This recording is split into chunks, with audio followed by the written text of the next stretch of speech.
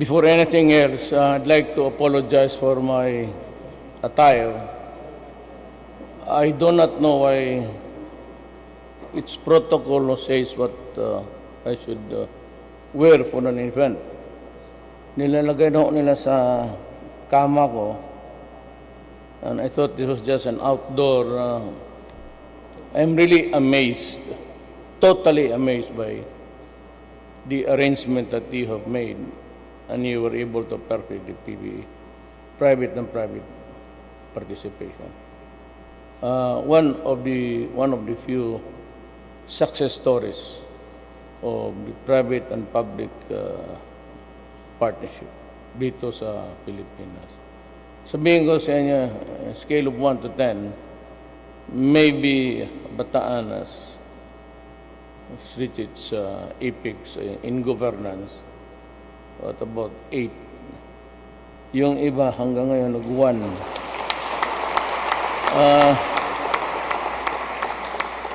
Kaya 2 pages lang naman ito. Nakakahiya naman. We were very late because we're waiting for the clouds to go up. Hindi ho kami maka-take off because mababa yung clouds. Hindi ho makita namin yung building. Kung pinilit namin, bago ng presidente bukas. So I just had to bide our time, and I was really praying that because of habit, I did not want to disappoint you, ma'am. And si Boy Roque has been a good friend of mine for the last 60 years. Bata pa kami. Ngayon, bata na lang. Bataan Province Governor Albert Garcia and the other local government officials, Senator Bongo. Bong, magpasalamat ka, Bong.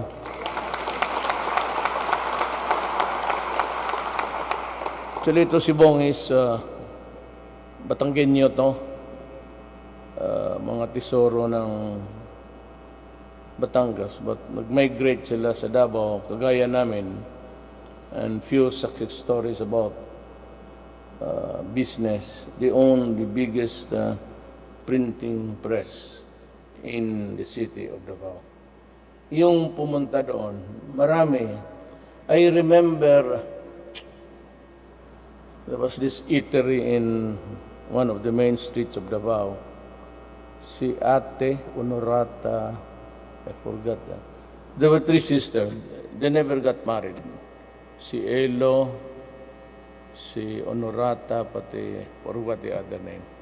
For the longest time, they migrated to the United States. One of the closest mga taga-Bataan habang dumalaki kami sa Davao. The honorable members of the House of Representatives, the up-and-coming Speaker of the House, total, wala man dito si Aquino, si Cayetano. Bira na.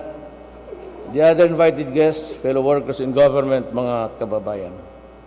I thank the people of Bataan for their warm welcome.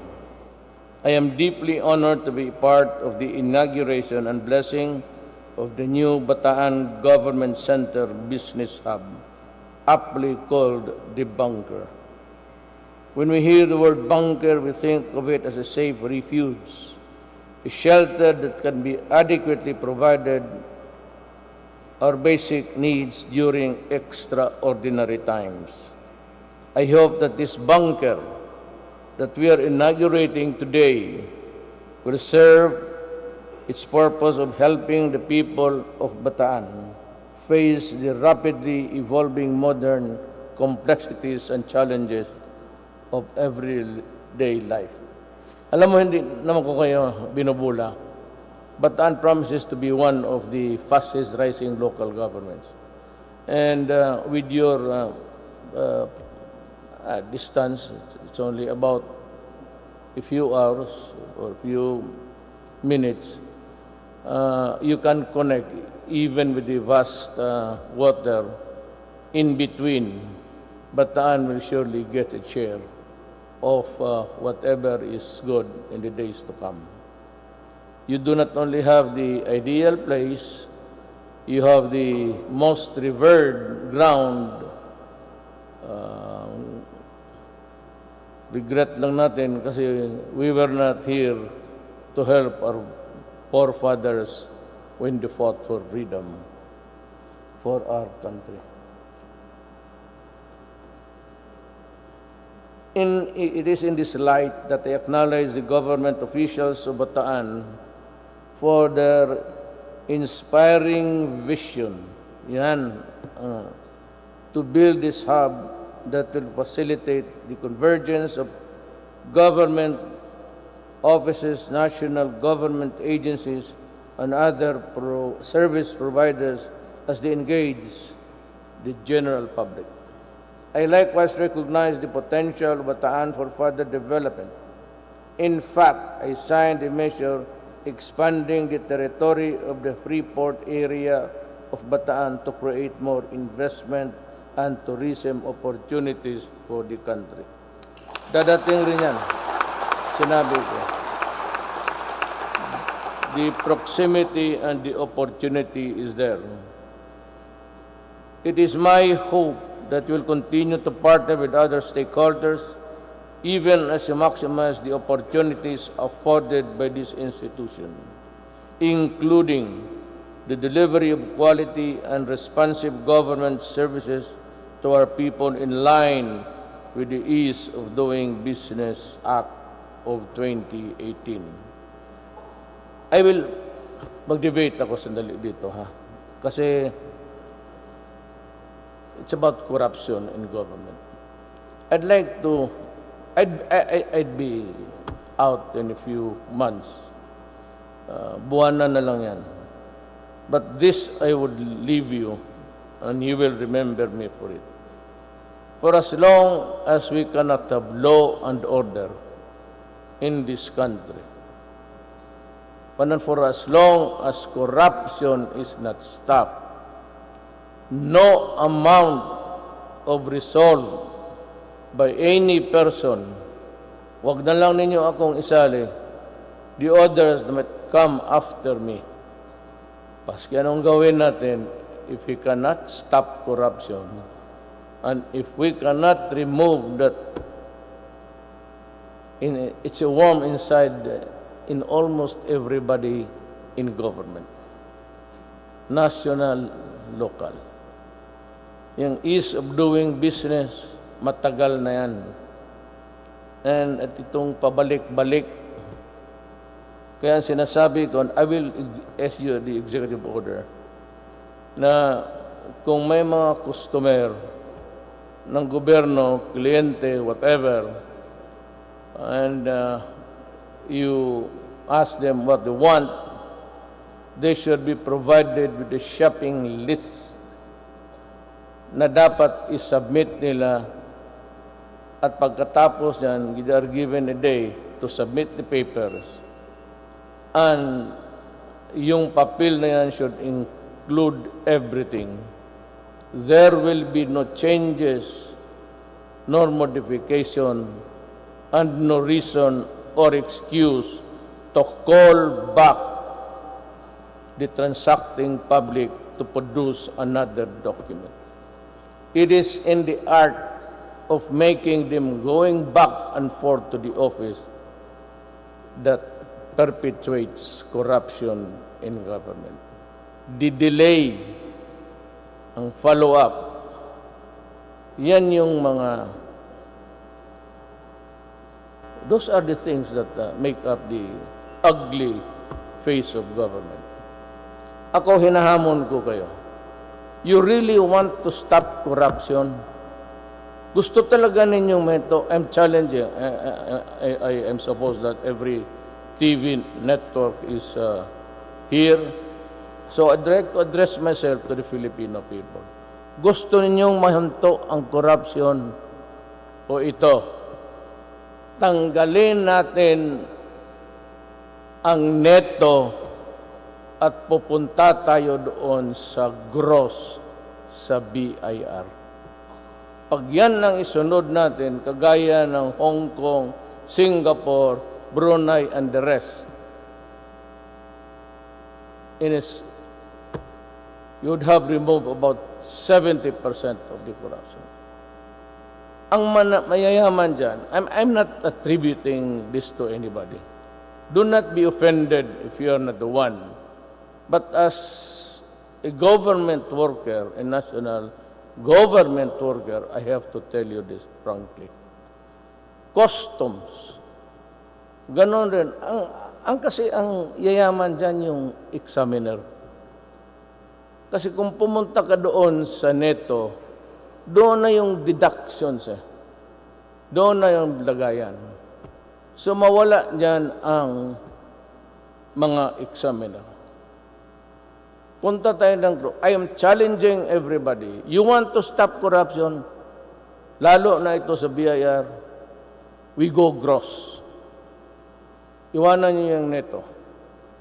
Kung talagang gusto ng tao at sincero kayo to stop corruption and to save the country and to just give a respite, pagpahinga sa mga taong Pilipino who have been victimized with corruption all of these years. Walang pahinto yan. Ewan ko bakit, but I'm charging Congress and every Filipino.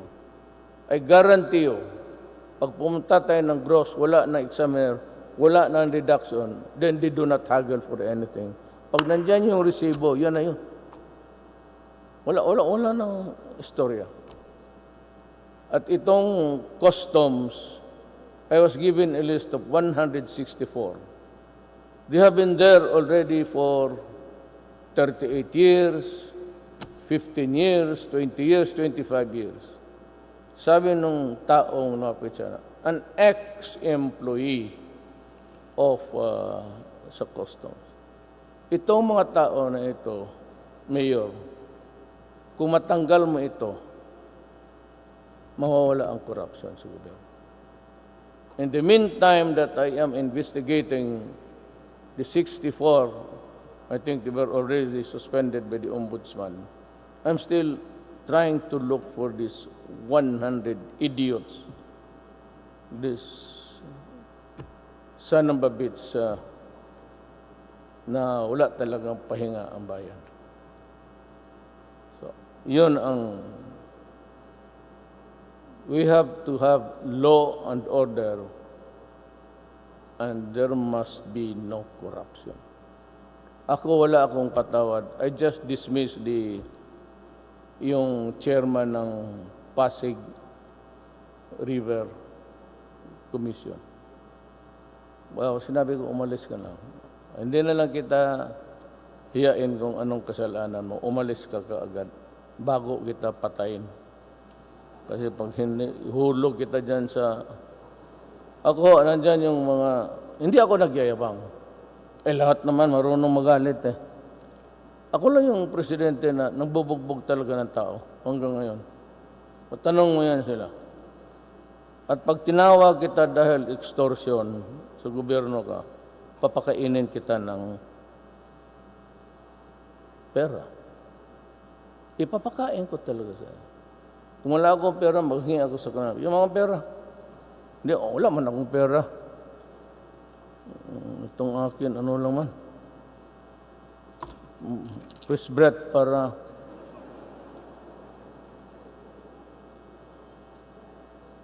gagot. Ayaw talaga mo ito. At hindi, every month. You know, I tell you frankly, I was busy attending to the Nayong Filipino scandal. They bidded out the property without a bidding. And they wanted to put up a casino inside the Nayong Filipino. So nagalit ako kasi tinanong ko sila. Pardon, may Tagalog, Bisaya ako. Tinanong ko sila, ano ba namang kahulugan nitong putang inang struktura na gambling ipasok mo sa nayong Pilipino. Tapos na ako dyan. Pagdating ko sa command conference, may nakalagay naman doon, tinulak ni Dominguez. Binasa ko ng sandali. Ang medisina para sa AFP Hospital, ghost delivery. Talagang pumutok na ako. Sabihin ko sa iyo, nandiyan lahat ng mga military pati pulis. Sinabi ko sa kanila na kung pati kayo nandyan, pati medisina ng sundalo, mamamatay na lang. Sabi ko, walang pag-asa itong bayan na ito. You don't deserve me and I don't deserve you. Sabi ko sa kanila, if the major commanders, Navy, Army, Air Force, pati sa Albayal din nandyan, kung tumindig kayo ngayon, ibig sabihin yan, gusto ninyong magpalit ng presidente. Titindig ako at aalis ako. At magkuha ako ng ticket, yung last flight sa Davao, mag-uwi ako doon sa amin. Bahala na kayo sa buhay ninyo dito. And in one of the cabinet meetings, I really got pissed off.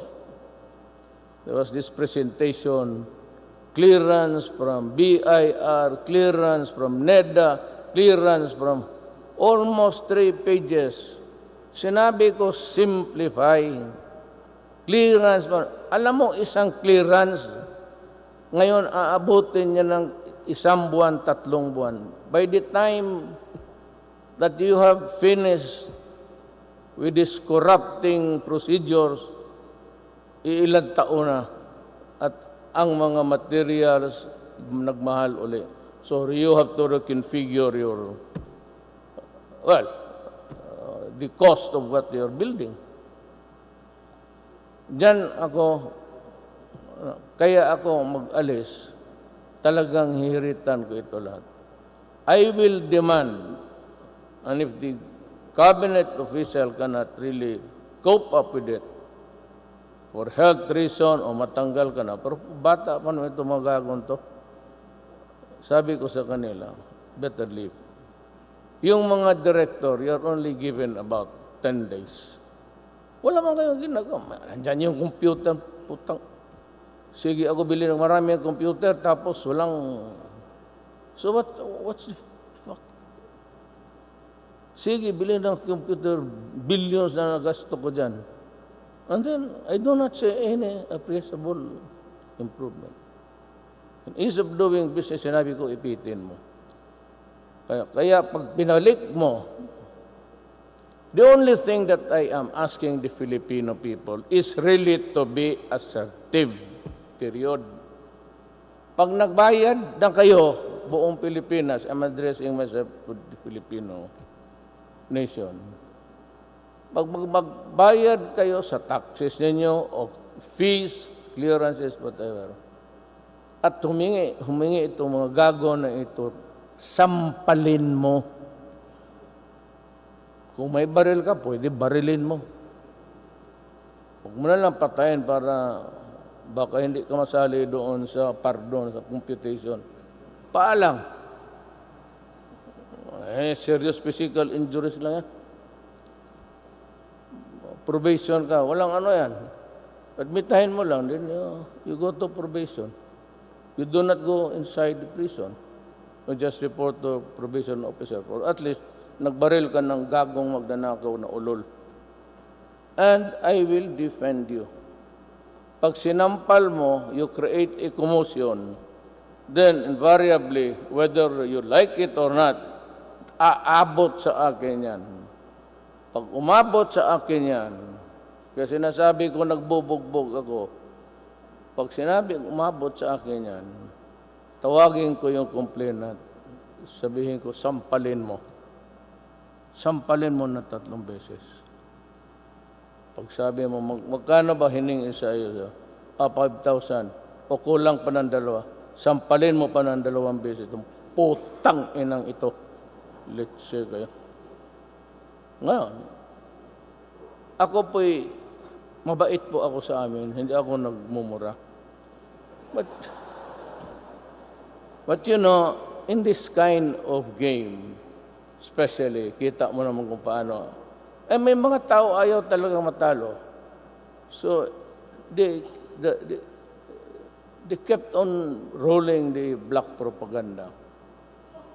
Ngayon, if I answer, it does not find its way into the front pages.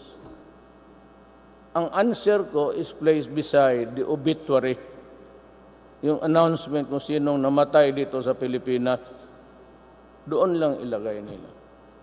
So, ganang style ng media. Kaya the only way, sabi ko, para mapansin itong sagot ko, binastos ko talaga sila. Sinadya ko yan. Sa amin, hindi ako nagmumura. Lalo ng buhay pananay ko.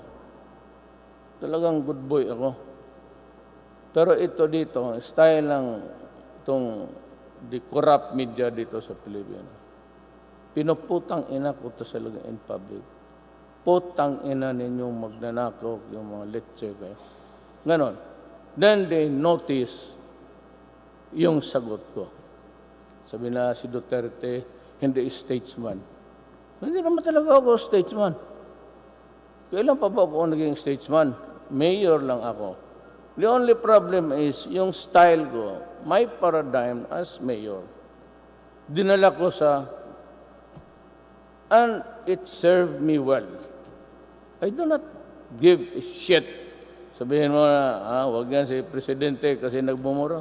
O di sige, bahala kayo. I am I and you are you. Bahala kayo sa buhay ninyo. Basta I stick sa trabaho ko. Ang akin lang, you know, you must also be reminded that we are facing so many fronts. Number one, itong mga NPA. Mas marunong pa sa iyo. Kaya kung distribution of lands, almost 160,000 hectares na ako. Hindi ako nagdadala ng media. Iniwan ko, baka mahulog ko sa helicopter. Iwan lang kayo dyan. I do not bring media. Basta I do not want publicity. Hindi ko kasi feel. You know why?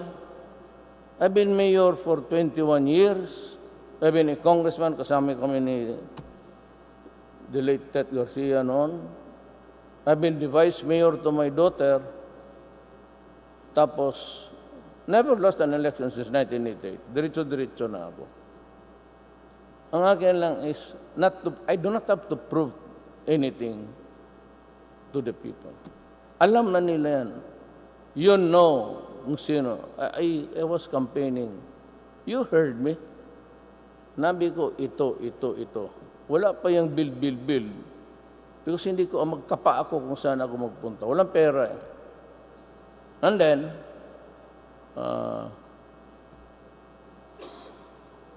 dumating itong mga subtle invitations. So I went to China because I needed arms. Kailangan ko kasi pumuputok na.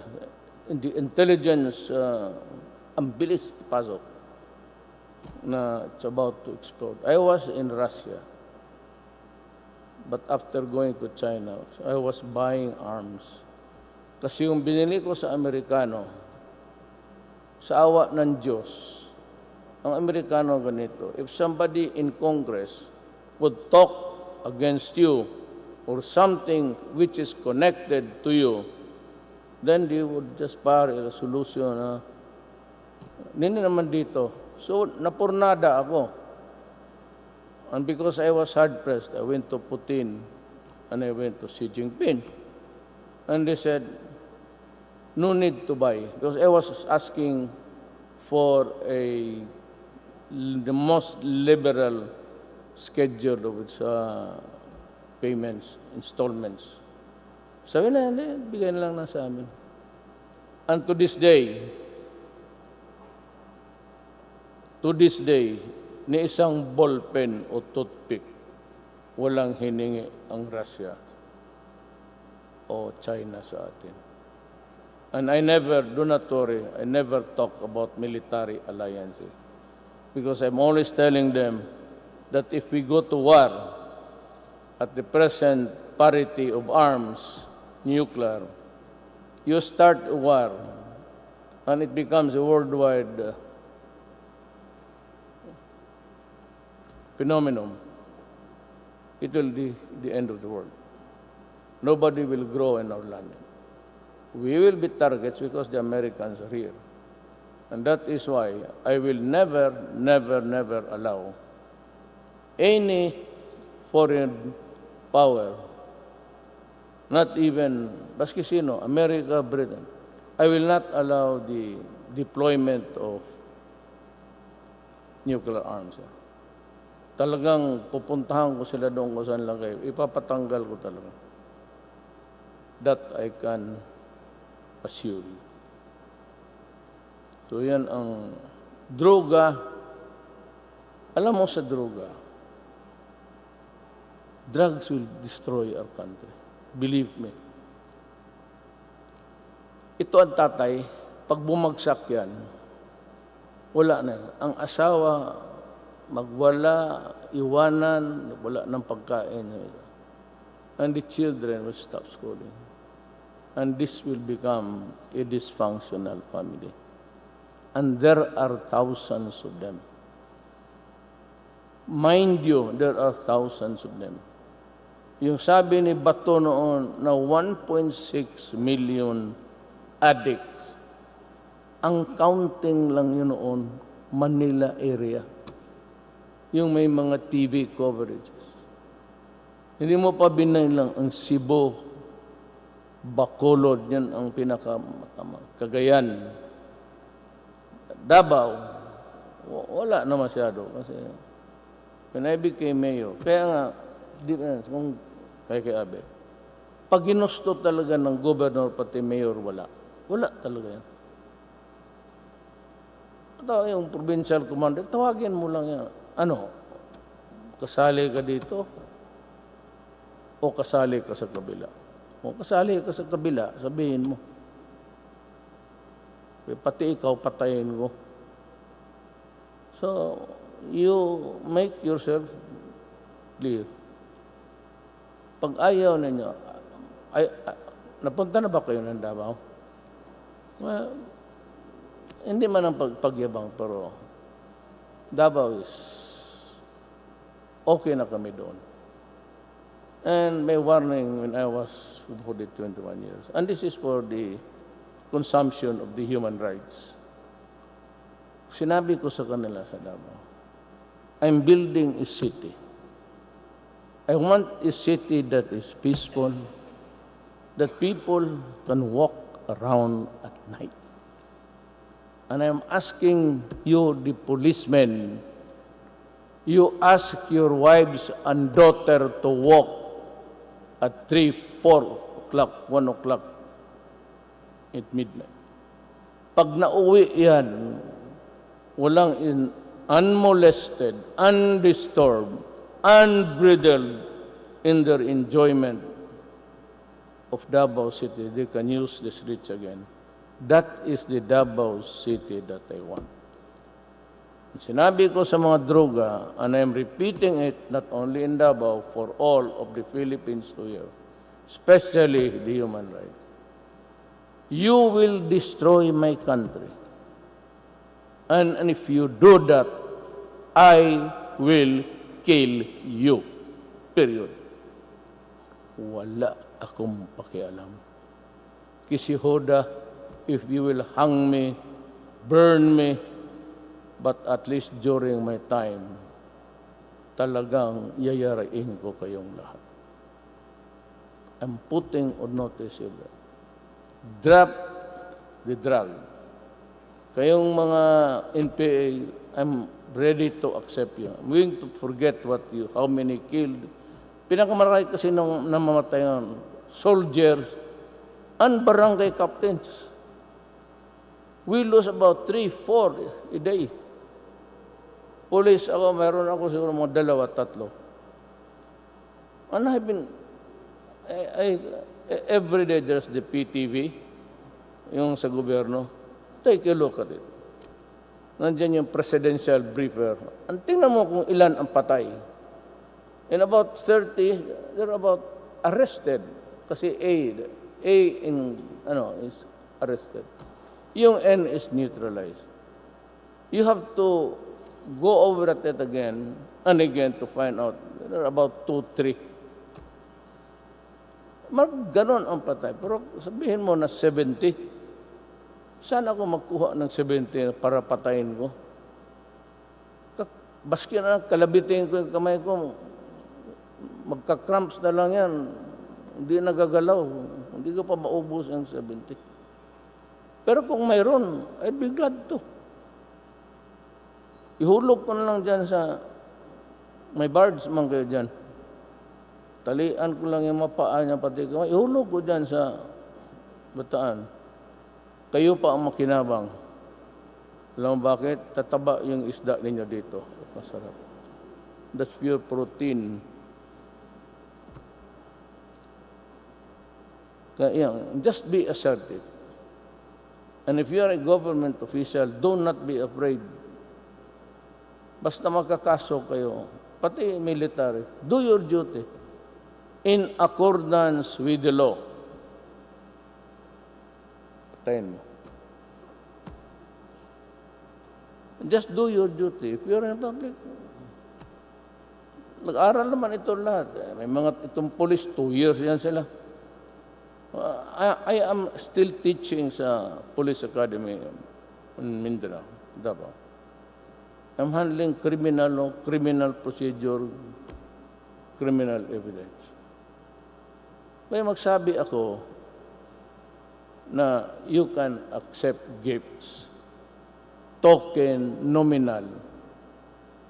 I was using the words of the law. It is found in the anti-graft and corrupt practices. There is an exception there. At ginamit ko ang words ng batas. Tapos, I had this flag from Lacson, then from Robredo.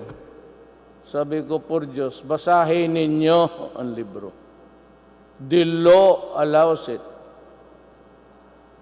Na hindi na kasi ang mga police, if they're able to solve a crime, ano talaga, magpadala ng lechon, pagkain, or yung mga kidnap ng mga Chinese, they would offer.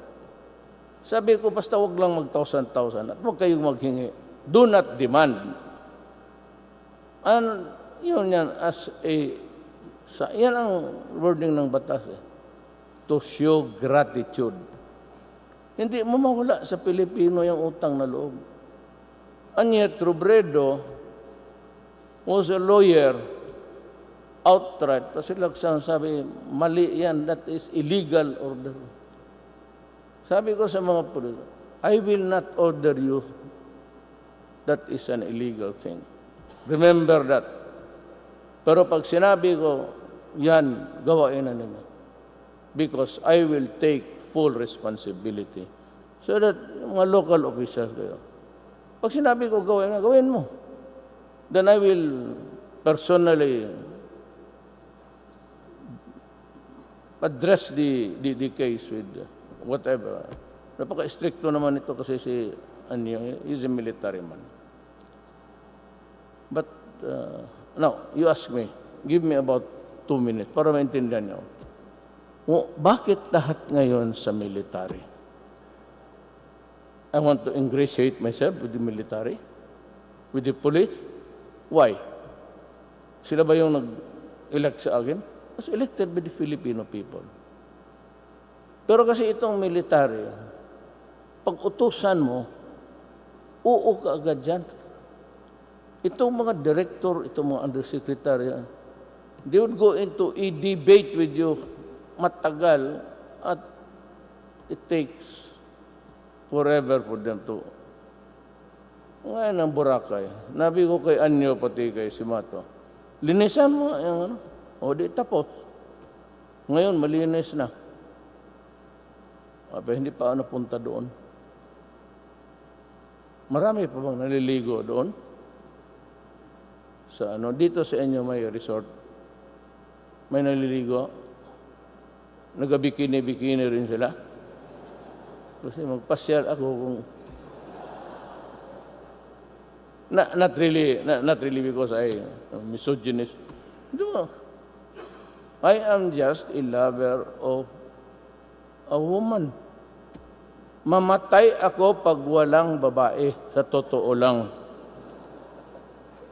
At lahat dito yung mga mayor ninyo, sobra kalahati niyan, may mga babae rin yan na iba.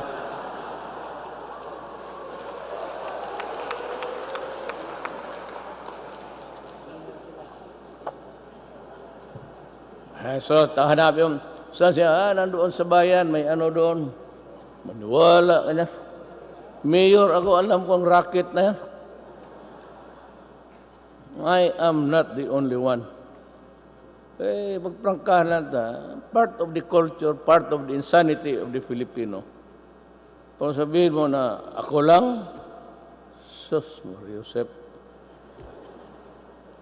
Pero hindi dito yan. Pasakayan mo yan na doon na makita sa doon, sa Makati. So, nakita namin si kasama si Ayun. O dito, good boy yan. Yan, droga. Pati itong mga karnaper, madali ito. Tanginang, wala akong pasensya sa kasi, masabi nga nila, maganda mayang mahuli. It takes time. It takes time. Nakita mo ngayon. It's not our law that is crafted by Congress in 2014.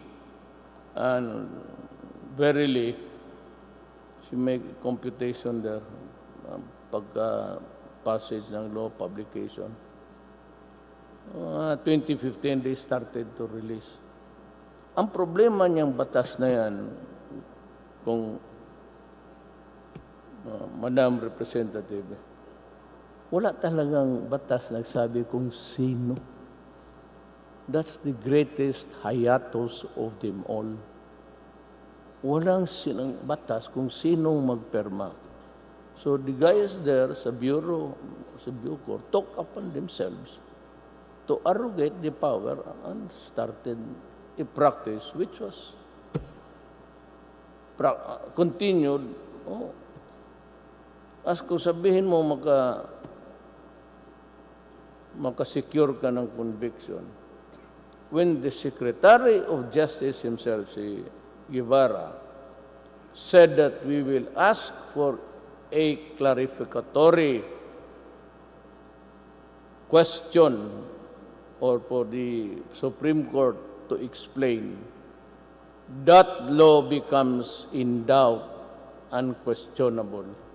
Then you cannot convict a person for the rule that he must be proved to be guilty beyond reasonable doubt. Kung may doubt na nga, kapatid si Guevara maghingi pa ng clarification, kung ang mga abogado hindi sigurado, then how can you convict this idiot? Although it was really, even if it was regular or allowed, corruption was there. So, setting aside all the legal infirmities there, even if it was allowed, corruption was present. Sabihin ko lang sa inyo. And everybody will have to go. Alam nila yan. Not because they were maybe exercising a questionable provision of law and arrogating upon themselves or to themselves that power. Wala sa akin yan.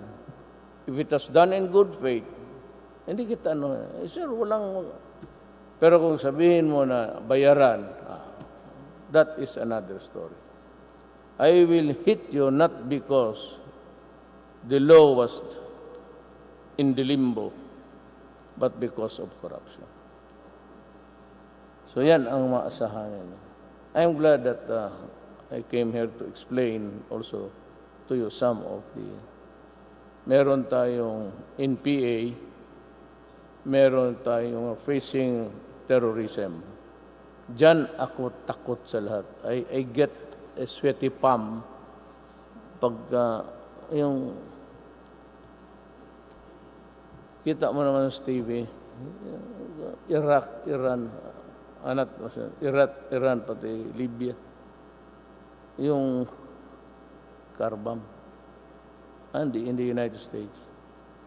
Pag yan ang nangyari sa atin, God forbid, hindi ko talaga malaman anong gawin ko.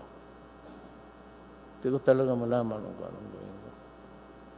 Magkorimentado ba ako o can I keep my cool and deal with the problem as the best as I... Diyan ako takot.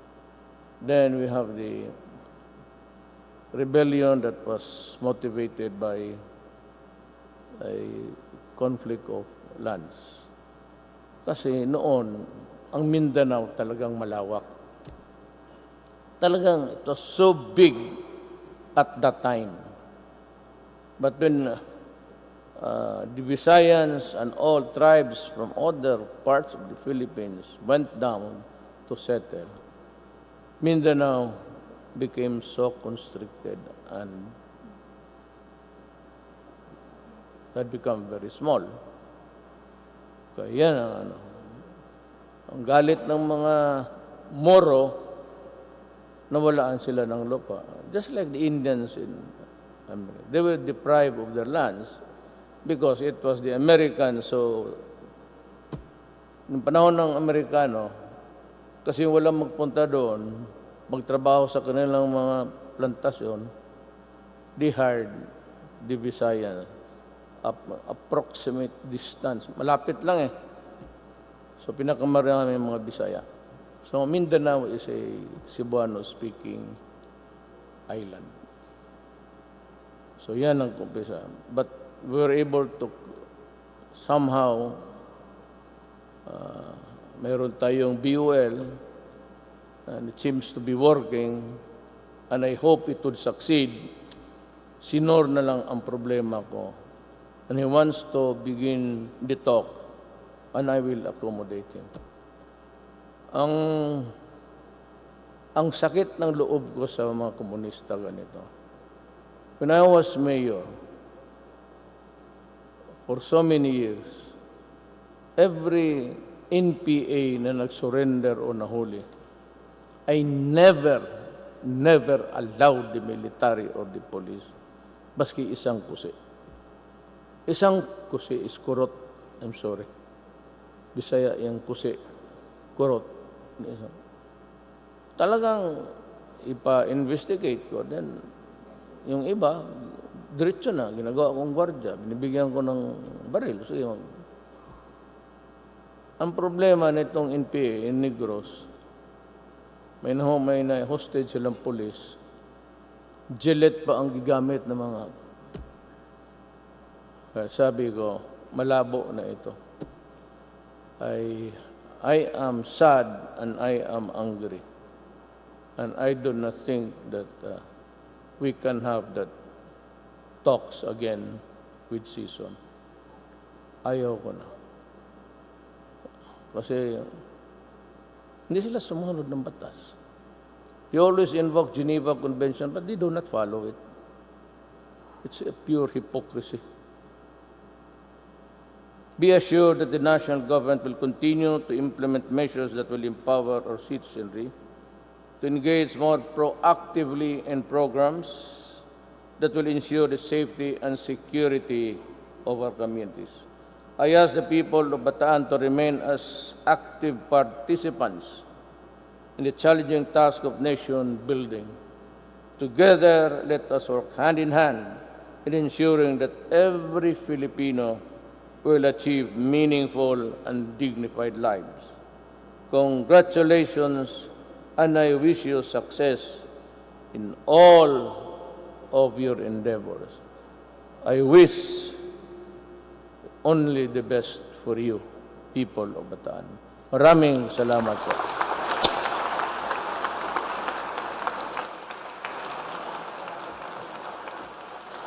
Thank you, Mr. President, for your message.